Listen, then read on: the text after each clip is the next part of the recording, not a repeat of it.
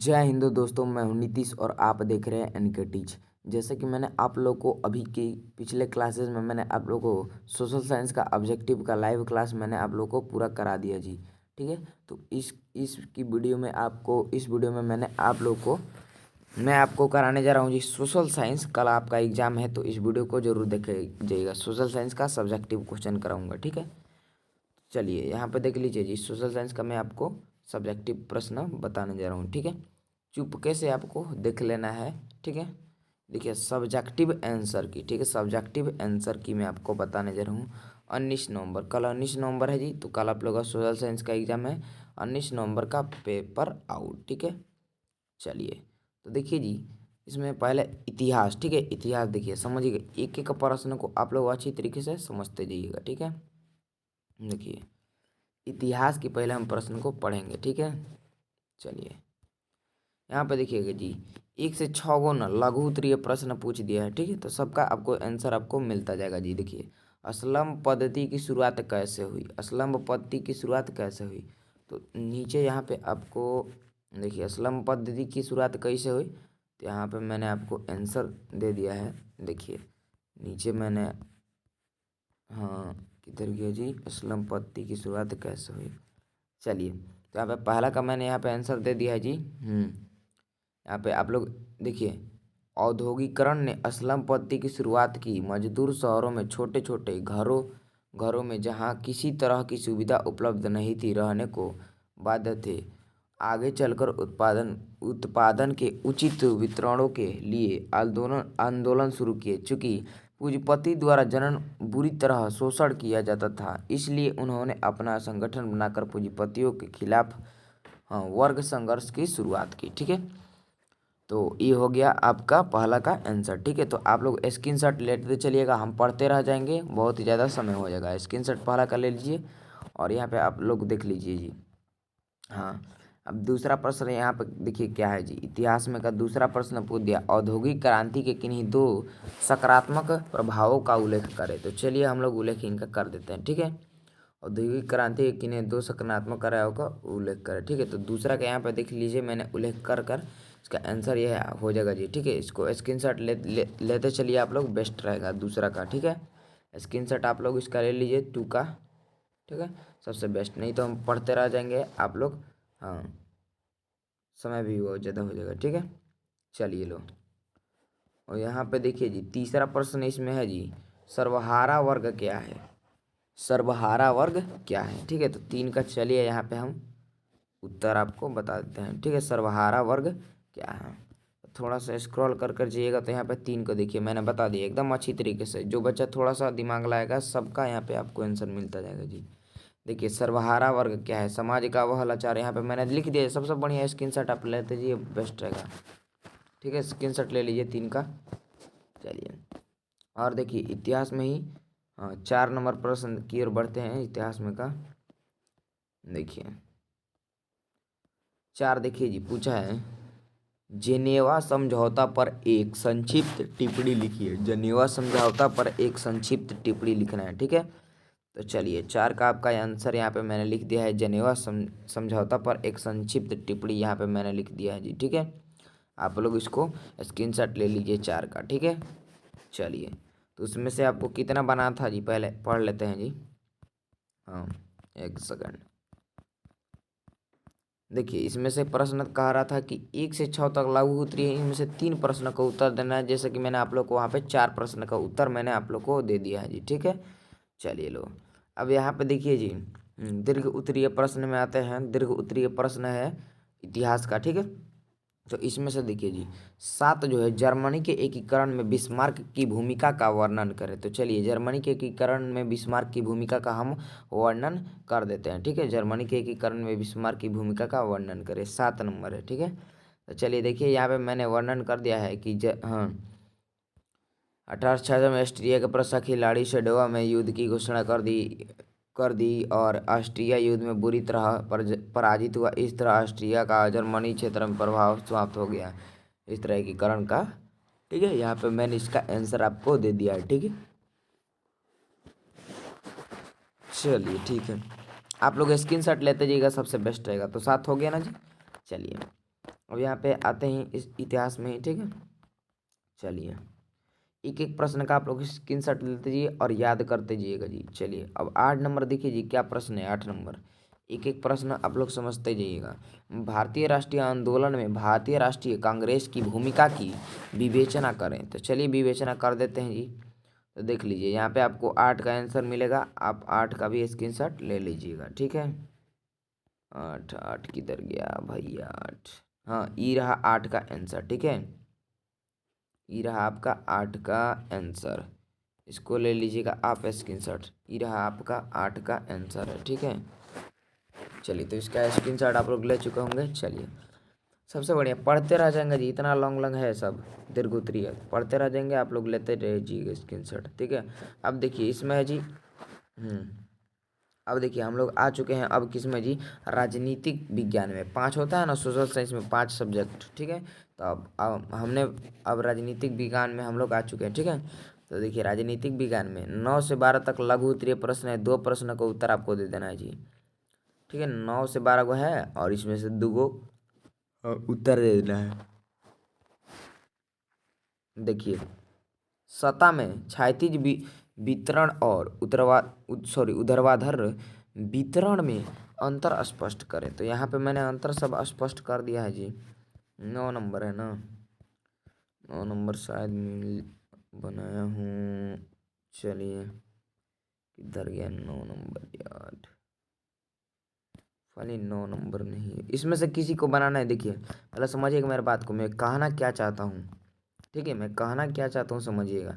पूछा है ना आपका 9 to 12 शॉर्ट क्वेश्चन है, ठीक है। 9 to 12 यहाँ पे शॉर्ट क्वेश्चन है, लघु उत्तरीय, और इनमें से दुइयों का आपको आंसर देना है। तो ठीक है, तो मैं यहाँ पे 10 का देखिए 2 को देना है आपको, 9 से 12 को है यानी 4 को है, 2 को दे देना है। तो मैं आप किसी का दीजिए, आपका जो मन। तो चलिए तो 10 का मैंने यहाँ पे आपको आंसर दे दिया है जी। समवर्ती सूची का क्या अभिप्राय है। तो चलिए 10 का यहाँ पे सिंपली आपका उत्तर हो जाएगा जी। हाँ 10 का यहाँ पे आपका उत्तर, हाँ देखिए यहाँ पे मैंने 10 का उत्तर यहाँ पे लिख दिया है, ठीक है।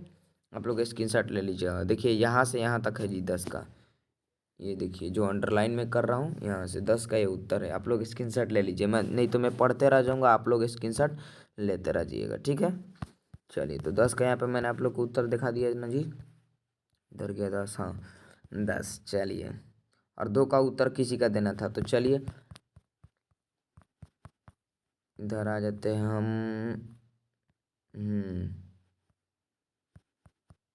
चलिए चलिए चलिए, हाँ आ गए। देखिए ये था हमारा जी, हाँ 9, 4 गो है जिसमें से 2 को देना है। और ठीक है मैंने आप लोग को 10 का दे दिया, ठीक है। हाँ यही है राजनीतिक विज्ञान। चलिए तो उसके बाद से इसमें से मैंने आप लोग को कितना का दिया जी, 10 का दे दिया था, नहीं सही 10 का नहीं ना दिया, इधर उधर हमने टाइपिंग कर दिया है, ठीक है। एक सेकेंड रुकिए आप लोग।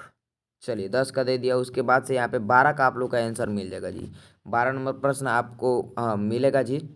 राजनीतिक विज्ञान में 12 आप देख लीजिएगा, 12 नंबर प्रश्न उसका यह उत्तर है। आप लोग स्क्रीनशॉट ले लीजिए, सबसे बेस्ट रहेगा, नहीं तो हम पढ़ते रह जाएंगे और आप लोग हाँ पढ़ते रह जाइएगा जी, ठीक है। तो ये 12 का उत्तर था। उसके बाद से हाँ 10 और 12 का मैंने वहाँ पे उत्तर आपको दिया है, ठीक है। जिसमें से ये देखिए जो हाँ सॉरी हाँ राजनीतिक विज्ञान जो है ना, इसमें से 4 गो दिया है, 9 to 12, और इसमें से 2 को पूछ रहा है। तो जैसे कि मैंने वहाँ पे आपको 10 का उत्तर दे दिया है और आपको 12 का उत्तर दे दिया है, तो हो गया ख़त्म। चलिए अब इसके बढ़ते हैं हम दीर्घ उत्तरीय प्रश्न में, ठीक है। तो दीर्घ उत्तरीय प्रश्न पूछा है, संघीय शासन अवस्था की प्रमुख विशेषताएं लिखिए, और है नगर परिषद के संगठन और कार्यों का वर्णन करें। तो चलिए 13-14 का आपको यहाँ पे आंसर, थोड़ा सा नीचे जाते हैं। हाँ देखिए यहाँ पे 13-14 का आपको आंसर मिल जाएगा जी। सॉरी 13-15 का आपको मिलेगा, 13-15 का, 13-15 का। तो आप लोग 13 और 15 का दोनों का आप लोग अच्छी तरीके से स्क्रीनशॉट ले लीजिए तो, और याद कर लीजिएगा, ठीक है 13-15 का। चलिए जी तो यहाँ पर जी 13-15 का स्क्रीनशॉट आप लोग ले चुके होंगे। चलिए तो ये था हमारा जी दीर्घ उत्तरीय कि 13 से 14 दीर्घ उत्तरीय है, इनमें से किसी एक प्रश्न का उत्तर देना है। ठीक है, तो मैंने वहाँ पे आपको एक प्रश्न का उत्तर देना है, तो 13 का वहाँ पे मैंने आपको उत्तर तो हाँ दे ही दिया हूँ। ठीक है, लिख कर दे दिया हूँ वहाँ पे। और यहाँ पे अब बढ़ेंगे हम अर्थशास्त्र में। ठीक है, तो अर्थशास्त्र में मैंने वहाँ पे 15 का भी नीचे दे दिया है, 13 के नीचे कि प्रत्यक्ष विदेशी निवेश से आप क्या समझते हैं। तो 15 का वहाँ पे आपको उत्तर, जैसे कि यहाँ पे आ जाइए देख लीजिए, देखिए यहाँ पे यहाँ पे आपको हाँ देखिए 13 का वहाँ पे, जैसे कि 13 का वहाँ पे आपको उत्तर मिल गया है, और यहाँ पे 15 का। ठीक है, 13 नंबर क्वेश्चन का उत्तर 15 नंबर, 13 14 था यहाँ पे देख लीजिए। जो सब्जेक्टिव बताना है ना बहुत ही मुश्किल है, आप लोग के लिए इतना मेहनत किया जाता है, आप लोग वीडियो को लाइक चैनल को सब्सक्राइब करते नहीं, वीडियो को लाइक चैनल को सब्सक्राइब कर दिए। तो चलिए ये जो आपका था जी कौन सा राजनीतिक विज्ञान, तो इसमें दीर्घ उत्तरीय में कहा था आपका, समझिएगा जी कि 13 से 14 लॉन्ग आंसर है, जिसमें से एगो का देना है। तो 13 का आपको वहाँ पे आंसर आपको दिखा दिया। ठीक है, और यहाँ पे आ गए हैं हम अर्थशास्त्र में। अर्थशास्त्र में 15 का भी आंसर उसके 13 के नीचे आपको अभी दिखाया, अभी दिखा देता हूँ। चलिए अब 16 देखिए जी, अर्थशास्त्र को परिभाषित करें। तो अर्थशास्त्र को परिभाषित चलिए कर देते हैं। अर्थशास्त्र को परिभाषित हमको करना है जी, तो ये रहा 15 का आंसर। और चलिए 16 का आंसर आपको यहाँ पे मिलेगा, अर्थशास्त्र को परिभाषित करें। तो देखिए अर्थशास्त्र को अच्छी तरीके से मैंने यहाँ पे परिभाषित कर दिया है, आप लोग अच्छी तरीके से इसका स्क्रीनशॉट ले लीजिएगा। ठीक है, चलिए और उसके बाद से 16 बता दिया ना, 16 का आप लोग स्क्रीनशॉट ले लीजिए तो बढ़िया से। हाँ 16 का स्क्रीनशॉट ले लीजिए। चलिए 16 के बाद हम लोग बढ़ जाते हैं जी, एक सेकेंड, 16 16 16 हाँ। तो ये लीजिए आपका मैंने 16 भी बता दिए जी, अर्थशास्त्र को परिभाषित करा। अब देखिए इसमें आपका बोला था जी कि 15 to 18 है आपका, क्या 15 to 18 लघु उत्तरीय है, और दूगो का आपको उसका उत्तर देना है। तो जैसे कि मैंने आप लोग को यहाँ पे 15 का भी दे दिया उत्तर, ठीक है, और 16 का भी उत्तर दे दिया। ठीक है, तो दो हो गया खत्म। चलिए अब इसका हम लोग दीर्घ उत्तरीय कर लेते हैं जी। ठीक है, अर्थशास्त्र का दीर्घ उत्तरीय, तो इसमें देखिए पूछा है जी हाँ कि 19 एंड 20 लॉन्ग आंसर टाइप है, जिसमें से आपको दीर्घ उत्तरीय प्रश्न है, जिसमें से आपको एक का किसी का आंसर दे देना है। तो चलिए मैंने आपको 20 का यहाँ पे आंसर दे दिया हूँ कि देखिए आर्थिक विकास क्या है, आर्थिक विकास एवं आर्थिक वृद्धि में अंतर की व्याख्या करें।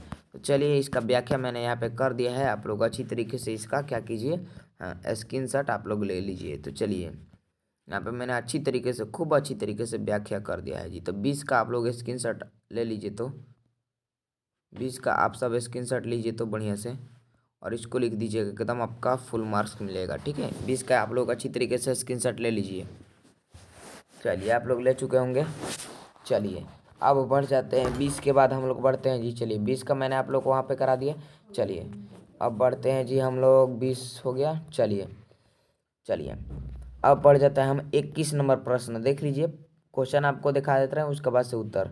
अब देखिए पूछा है जी, हाँ पूछा है आपका भूगोल में, हम लोग अब आ गए हैं जी भूगोल में। ठीक है, तो इसमें पूछा है कि 21 से 26 तक लघु उत्तरीय प्रश्न है, 3 गो का उत्तर आपको दे देना है। तो खनिज क्या है और लौह अयस्क के प्रमुख उत्पादन राज्यों के नाम लिखिए। तो 21 22 का आपको उत्तर यहाँ पे देखिए, मैं यहाँ पे दिखा दे रहा हूँ। ठीक है, 21 और 22 ना जी, 21 और 22।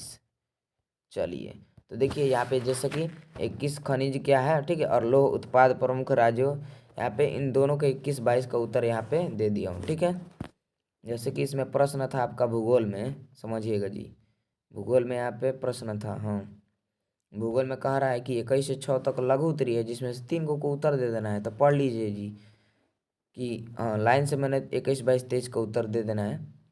आप कोई भी दीजिए, 6 प्रश्न दिया है जो आपका पसंद हो। तो जैसे कि मेरे यहाँ पे तीनों इजी है, तो तीनों इजी का ही दे देंगे।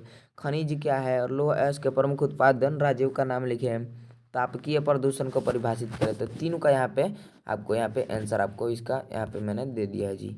देखिए हाँ 21 22 और 24 यहाँ पे आपको दिख रहा है, 21 22 और 24 देखिए ध्यान से 21, 22 और 24 का उत्तर यहाँ पे स्क्रीनशॉट आप लोग ले लीजिए और एक एक प्रश्न को आज रात्रि में बैठ कर अच्छी तरीके से याद कर लीजिएगा, ठीक है। चलिए 24 तक कंप्लीट हुआ।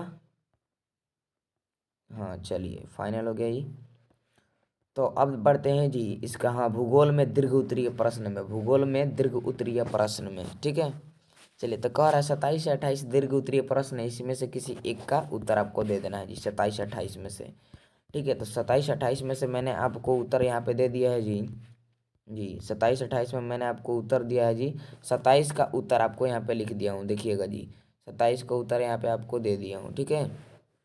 27 नंबर प्रश्न आपको ऊपर मिल जाएगा, उसका उत्तर यहाँ पे स्क्रीनशॉट आप लोग ले लीजिए 27 का, ठीक है। यहाँ पे उत्तर आप, सॉरी, प्रश्न पहले देख लीजिएगा 27 क्या कह रहा था। हाँ 27 आपका देख लीजिए, हाँ ये रहा था आपका 27 दीर्घ उत्तरीय में। 27 से 28 है जिसमें से एक का आपको उत्तर देना था जी। भारतीय अर्थव्यवस्था पर वैश्वीकरण के प्रभाव की व्याख्या करें, तो नीचे आपको आंसर भी दिखा दीजिए, ठीक है। चलिए अब बढ़ चुके हैं हम आपदा प्रबंधन, जिसको बोलते हैं डाइसेस्टर मैनेजमेंट, ठीक है, डाइसेस्टर मैनेजमेंट। तो चलिए आपदा प्रबंधन में देखिए जी 29 से 32 लघु उत्तरीय प्रश्न है, जिसमें से 29 से 32 में ना, यानी 4 गो में से आपको जी, नहीं 29 से 32, हाँ 4 गो में से आपको 2 का उत्तर दे देना है, ठीक है। तो चलिए 29 से 32 का में हम आपको उत्तर दे देते हैं जी। 29 से 32 में देखिए, तो यहाँ पे मैंने आपको सेट किया है जी 29 आपका प्रश्न क्या था जी। 29 का पहले आप लोग स्क्रीनशॉट लीजिए, तो 29 का आप लोग पहले स्क्रीनशॉट ले लीजिए। 29 का यहाँ पे उत्तर आपको मिल जाएगा अच्छी तरीके से एकदम, ठीक है।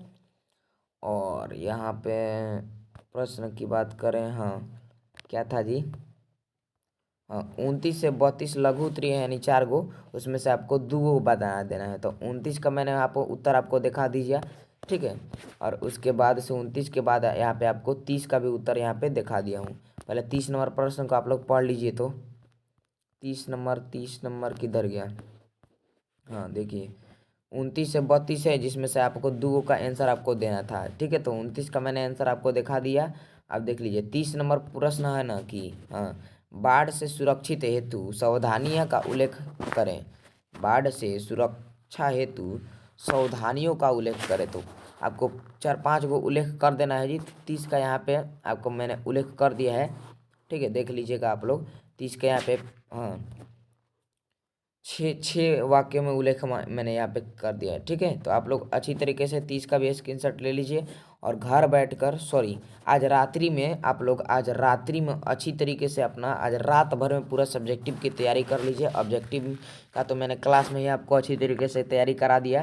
तो आज की इस वीडियो में इतना ही। तो कल जाइए आप लोग अच्छी तरीके से, ठीक है, और अपना एसएसटी यानी सोशल साइंस का एग्ज़ाम दीजिए।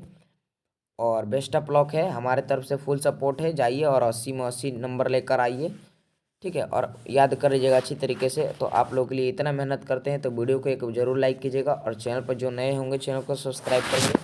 चलिए मिलते हैं नेक्स्ट वीडियो में, तब तक के लिए जय हिंद, जय भारत।